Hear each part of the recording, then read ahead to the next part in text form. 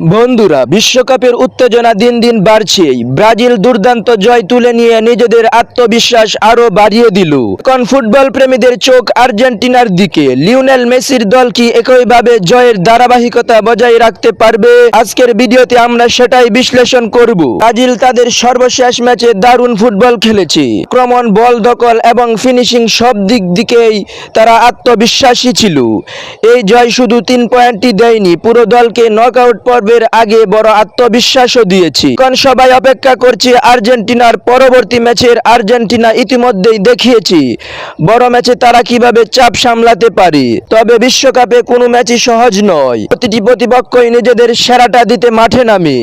তাই আর্জেন্টিনাকেও শুরু থেকেই মনোযোগী থাকতে হবে। সবচেয়ে বড় ভরসার নাম অবশ্যই লিওনেল মেসি। মাঠে তার অভিজ্ঞতা, পাস, গোল তৈরির ক্ষমতা এবং নেতৃত্ব সবকিছুই আর্জেন্টিনাকে তা শক্তি দেয়। এখন আপনাদের মতামত জানতে চাই, ব্রাজিলের মতো আর্জেন্টিনাও কি দাপটে জয় পাবে? আর মেসি কি এবারও গোল বা অ্যাসিস্ট করতে পারবেন? কমেন্টে অবশ্যই